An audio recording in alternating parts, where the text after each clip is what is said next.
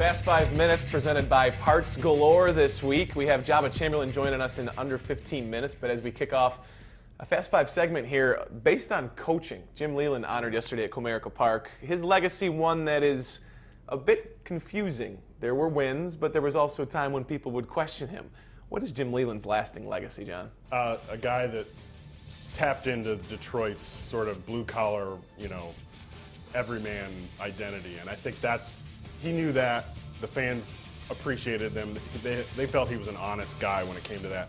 I think his legacy, though, in addition to being a guy that helped bring this franchise back to sort of an elite status in the league, I think it's also that they came up short. And I think it's, those 4 playoff appearances were great.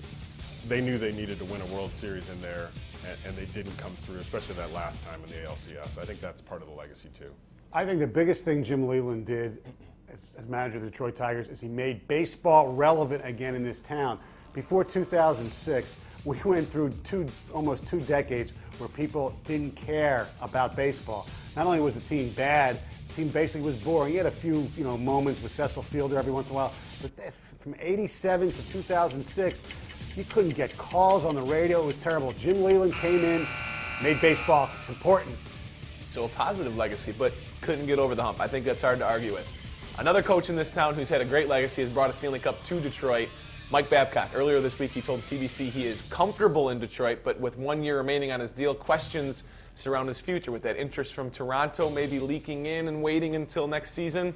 Stoney, what's the deal with Mike Babcock? Is he going to be the Red Wings coach for the long term? I think he's going to be coach this year, and then after that, who knows? There's also rumors that he loves it here so much that a certain college coach in Ann Arbor decides to hang him up. Believe it or not, Mike Babcock might actually enjoy that. But he is Coach Canada. They love him there because of the 2 gold medals.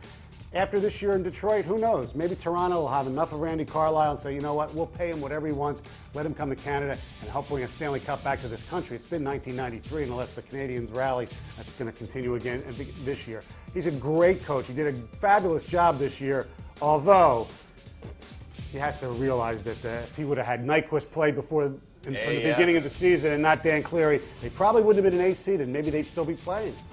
You each get 30 seconds, but John, you have about 10. Thanks a lot, I Stoney. got it. Mike Babcock's comfortable, or says he's comfortable. That makes the Red Wings uncomfortable, and I think that's exactly what he wants at this point. I think he's sort of playing his hand and waiting to see what the Red Wings will do in negotiations, leverage, etc. But I think he wants to be a free agent. Talk about leverage. Using 50 seconds there, leaving our poor man Here we John go. here. Yeah. No, are you? I don't know if you are. He gets 50 for the next one. Okay, good. Mark Jackson fired by the Golden State Warriors after 3 seasons despite playoff appearances, some runs that have made people pay attention to basketball in Oakland again. Is he a good fit for the Pistons? Well, you know what? I would argue yes, he is, and because he's Golden State's Rick Carlisle. He's a guy who rubbed people the wrong way. He's got an ego. He's got sort of an attitude. He likes to push people's buttons, including ownership and management. That's what happened here at the Pistons, and then the Pistons decided to get rid of an excellent coach. I think he'd be a perfect guy to come in here and help sort of fix the mess, but also, push these guys, because there is some talent there. I think there's a coach there that the Pistons should definitely take a look at. It's not to say Rick Carlisle wasn't a winner, because he won one in Dallas. Yeah. No, and he won 50 games 2 years in a row. Yeah. Here, I agree with John. Jackson would be terrific here. He is a point guard. Point guards are hard on point guards. Maybe Mark Jackson could be the guy to make Brandon Jennings realize exactly what he is. Mark Jackson would be good. I still favor anybody with the last name Van Gundy to come here. I love both of them. Looks like he might be snatched up out west, though, as well. Yes. When you look at what's happened with this draft, is the final 2 seconds hit. We move on to the draft, which seemingly never ended. With 3 days of coverage, now there's talk to expand it to 4 days. I used to sit in my college dorm room and watch every single pick. Growing up, I'd watch every pick with my brother. Now, it gets exhausting. Well, you're older. You have a house now. You have a life. I did a day at Home Depot on Saturday too. Yeah, I did the same thing. Is it being expanded too much? 3 days is. They can't make it. What are they going to make it? Another day for round 6 and 7? I mean, people. It gets great ratings. The publicity leading up to it is unbelievable. And now there's talk about making it Memorial Day weekend. So you wouldn't. I mean, can you imagine spending? Forget about going to the beach. Memorial Day, we're watching the draft. All 4 days. NFL should subscribe to this. Less is more.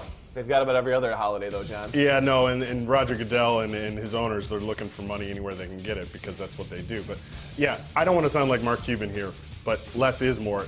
There is a saturation point. 3 days is too much, frankly, I think. 2 days would be better. Now, the one thing I would say that they could do, that if they're looking to spice things up, move it around. They were talking about moving it from city to city. I think they will look at that seriously down the road. But 4 days, no. And 2 weeks later, the way it was this year, no thanks either. No.